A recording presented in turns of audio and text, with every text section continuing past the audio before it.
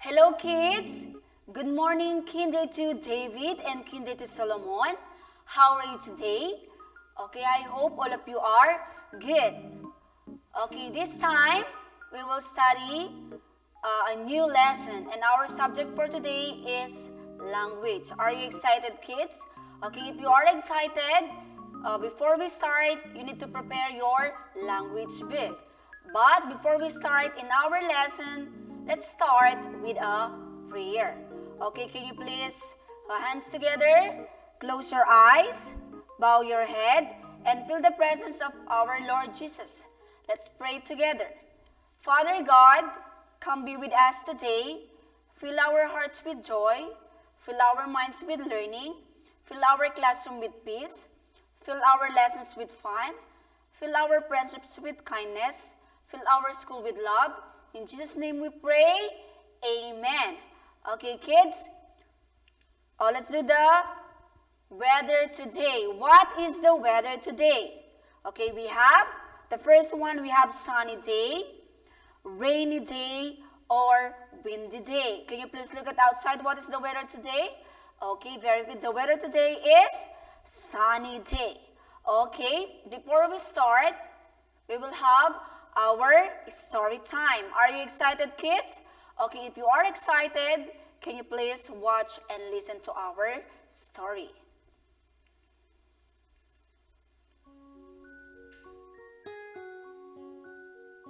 The big leaf tree and the small leaf tree. Once in a forest, there was a tree with big leaves and another tree with small leaves standing next to each other. The big leaf tree was very proud and the small leaf tree was very humble. One day, a group of ants went to the big leaf tree. The ants said, "Hey, big leaf tree, may we play on your branches?" Big leaf tree said, "No, never. You silly ants, go away." The ants then asked the small leaf tree, "Hey, small leaf tree, may we play on your branches?"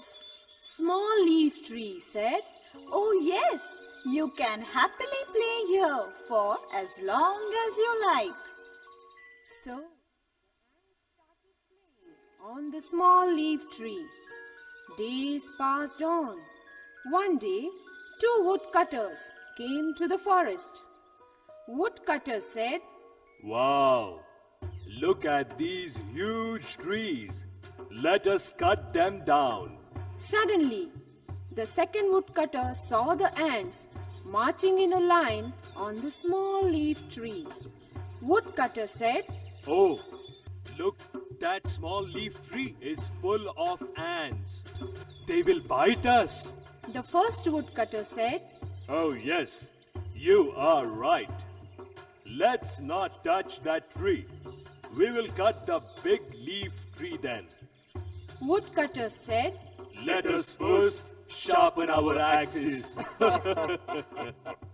Hearing this, the big leaf tree trembled with fear. Big leaf tree said, If only the ants had played on me, the woodcutters would have left me alone. My dear ants, will some of you come over and frighten away the woodcutters? The ants agreed readily, and some of them walked up the big leaf tree. After a while, the woodcutters came back, and what did they see? The trunk of the big leaf tree too was full of ants marching in rows. Woodcutters said, Oh, this tree too is full of ants. Now what shall we do? Let us go somewhere else. So the woodcutters went away, leaving behind both the trees. Both the trees were very happy. The big leaf tree thanked the ants. Thereafter, half the ants always played on the big leaf tree to save it from the woodcutters.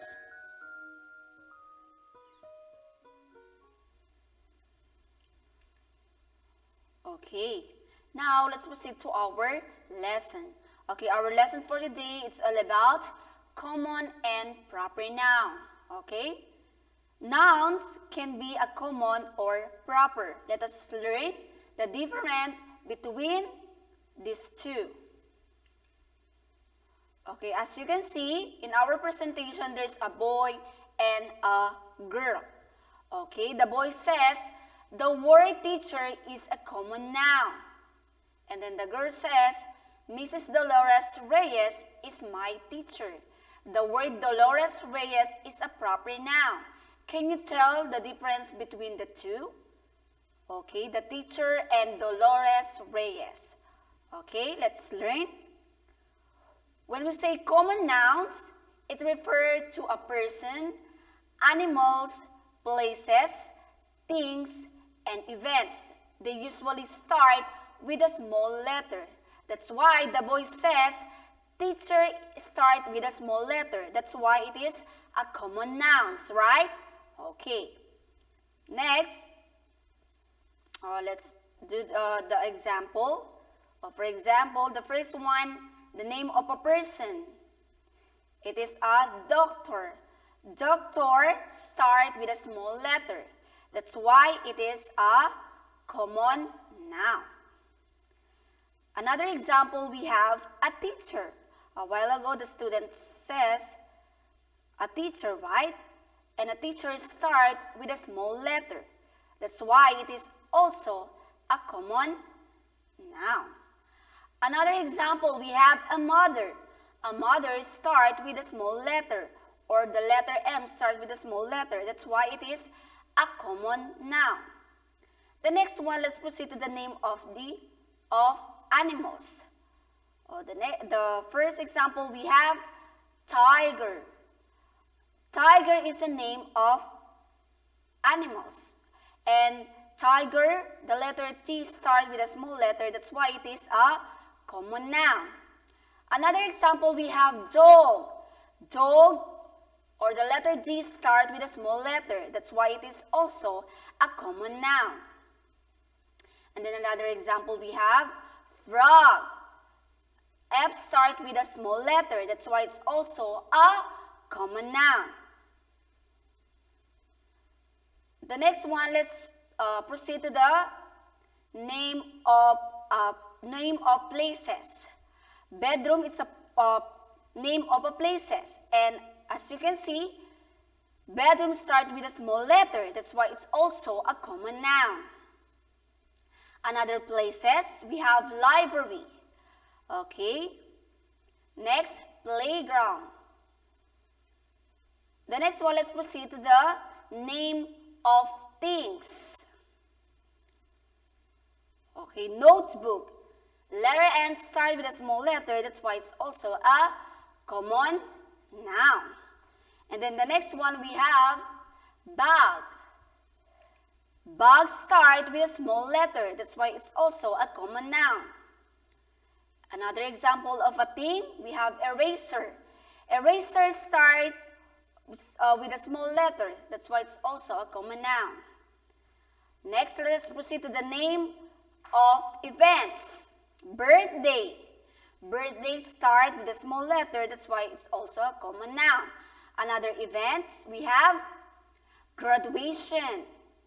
Okay, graduation start with a small letter. That's why it's also a common noun. And another example, we have concert. Concert start with the letter C, small letter C. That's why it's also a common noun. Remember, kids, it's very simple.